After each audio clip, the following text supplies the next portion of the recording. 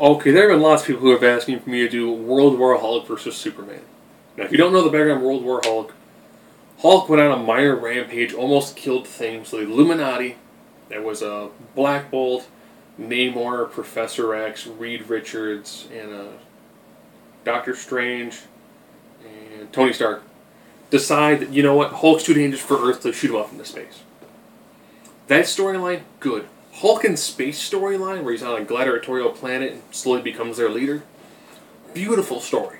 You've added some fantastic writing. But the ship that he was sent on, it explodes, kills his wife. Hulk, at his epitome of rage, then comes back to Earth. And that is, of course, when the massive transformation storyline that is World War Hulk begins. Where Hulk defeats the following people. Black Bolt, Iron Man in a Hulkbuster, like the ultimate Hulkbuster uniform. He breaks Colossus' arms. He defeats Wolverine in like 2 panels. He defeats Juggernaut. He defeats Doctor Strange in the astral realm. Doctor Strange then releases Zom, who is some sort of like massive godlike creature into his body. Hulk actually defeats him as well.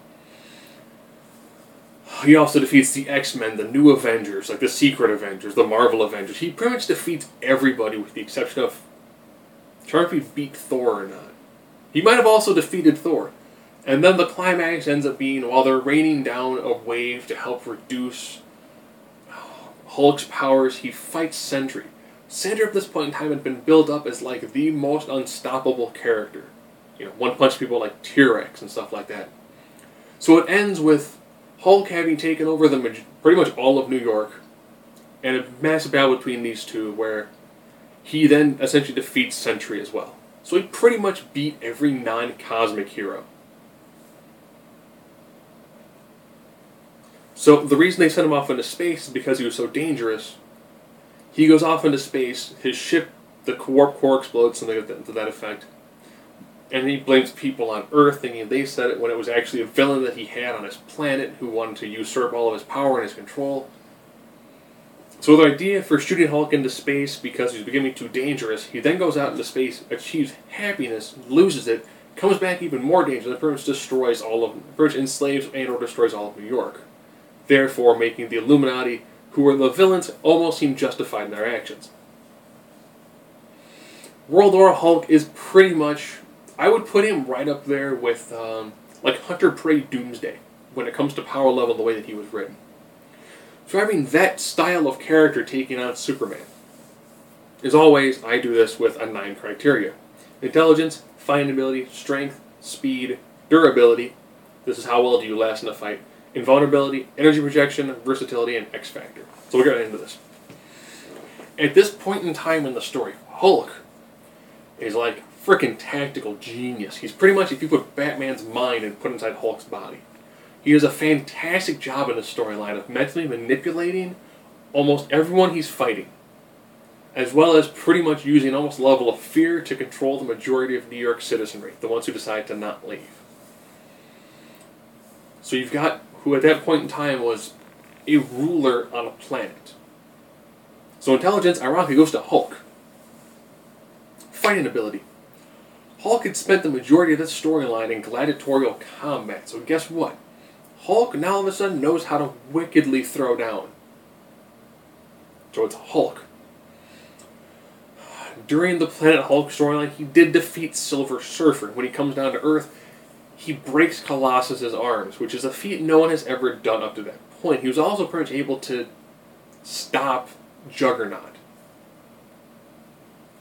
So strength-wise, Soup is really strong, but the way World War Hulk was written, he was written as like his absolute top tier.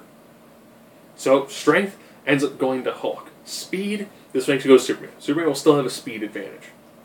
Durability, that's Hulk. Did you not hear me say that Hulk pretty much beat the majority of the upper-class Marvel superheroes? Pretty much one after another. Even though you can say Black Bolt was later revealed to be a Skrull, but still, he pretty much survival moded his way through the majority of superheroes. And ended up breaking a sweat. Invulnerability. I should mention at this point in time, he took on magic, he took on the height of technology, he took on mutants, he took on pretty much everything that the different styles of Marvel characters had to throw at him, with the exception of cosmic abilities. He took everything that was thrown at him. Energy projection. Surprisingly, Hulk didn't get I-beams, so Superman gets it for energy projection as well as versatility at range. X-Factor. X-Factor goes to Hulk. Why? Hulk pretty much curb-stomped his way through everybody in this scenario. That's why I thought it was a great lead-up, but when it came to it, it was just Hulk destroying everybody. I mean, that was it. It was, well, if Hulk shows up and Hulk is at his peak performance, Hulk is pretty much going to John Cena his way through the Marvel/WWE universe. He's just going to plow through everything. Because he is undeniably justified in his actions, even though his actions therefore justify what happened to him previously. So if World War Hulk were to take on Superman, Superman's going to put on a decent fight, but it'll be much like when he fought the Sentry. After he finished beating like 40 other people, he's going to put Superman down.